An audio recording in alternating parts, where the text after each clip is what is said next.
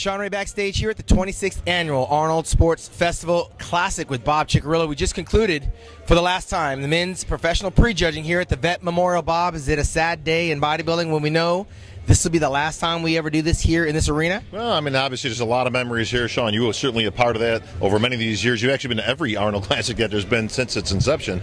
But with change comes better things. This is going to move onward and upward, and of course that trend will continue in another location, here in the area. But this thing's going to get torn down, man. Yeah, man, it feels like I grew up here back in 1990 when I was using these weights to warm up. But right now, the men just exited the stage. Very interesting prejudging. The last call-out was 2, and it was pretty predictable. But those 2 were probably the pre-contest favorites coming in. Let's start there with Dennis Wolf and Shawn Roden. Well, Dennis Wolf taking the #1 spot in the lineup here, and he came out immediately. You saw Dennis was on, probably as good as the Olympia, I would say. And then we went through the rest of the 11 guys, which we'll get into as we go on. But it was pretty clear from the start. Dennis Wolf and Shawn Roden definitely establishing themselves from the pack. Again, not a big surprise there. Obviously, they're probably the 2 highest ranked guys from the Olympia here, so you kind of expected that. But the proverbial overused apples and oranges with this one. Absolutely apples and oranges, because I think right now, going into the finals, I think Dennis may have a slight edge, but it's still apples and oranges. Either one, it depends on what you like, and there's still time for them to be judged. It's not over because it's close. I think this is going to come down to tonight, Shawn. I mean, they talk about, in the old days, the night show was more of a show. It didn't really judge. They judge that now. It's 50% of the score. So both of those guys have time to kind of make it or break it. But I think it's that tight that it's going to come down to tonight as to who gets that title. Well, some other guys that were in the top 3 there. You had Evan Sinapani, Cedric McMillan, and who was the other guy who was up there with him? Victor Martinez. Victor Martinez on the comeback. Coming back, huh? When he came out, I thought his legs looked considerably down still. He looks like he's still on the comeback trail, or that he's aging. He improved in certain areas, but he's losing in other areas. But genetically speaking, he got up there in that top 5. Well, best we've seen Victor since his comeback. Obviously, last year he was good, but not great. Now he's back. But he was in the mix, and you can see the confidence kind of coming back as he was getting call-outs and getting the comparisons, getting back into the mix. Interesting call on that one, because those guys are a little bit tight. You can kind of make or break a case for any one of them. Cedric kind of started coming on, though. I mean, the more he posed, the more he started sharpening up. You could see the kind of sweat coming off him a little bit, and he was getting a little bit more confident. Personally, I'd have Cedric in the #3 slot right now, probably Vic in 4th, and Evan continues to improve. I'd like to see Evan compete more often. I'd like to see him out on the circuit a little bit more maybe this year. But that's the best Evan we've seen also. Came in big, came in full, and in the mix. And very vascular, I might add. His legs also were a little bit noticeably down, but from the back, his back double bicep was right there with the best of them. Yeah, from the back, he was up in the 1 or 2 slot, even beating out Roden, who's arguably not the best from the back, but from the front, very tough to beat Shawn Roden with that pretty physique, small waist, classic lines. But you got to give it up for these guys. I mean, everybody was in decent condition. Not a big lineup, obviously, with 11 guys. I think the biggest surprise that most people thought was Branch Warren coming out. Now, Branch came out. Now, we saw him at the Olympia, not at his best. He'd be the first one to admit that. But he came back here, probably the best Branch Warren we've seen in at least 2 years.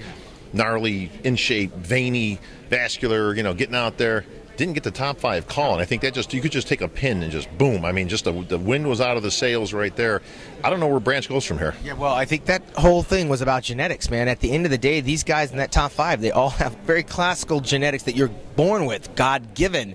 And then you see the guys standing there with less, you can see the structural flaws, and I don't think enough muscle is not going to do it here with this lineup anyways. But that being said, the guys still brought improvements. In each contest, we try to improve, and so you got to give him points for that. I know he's not the happiest guy in the house tonight.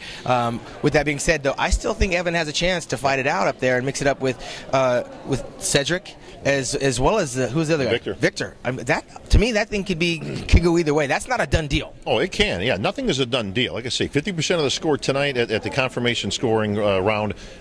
Any of those spots, those guys are all close and tight enough that it can flip-flop either way. So I mean, nothing's set in stone. Obviously, we're giving our early predictions. Moving down the lineup, Ben Pekulski in the top 5 last year seemed to drop down a few notches. The legs, obviously, crazy and out of this world as usual.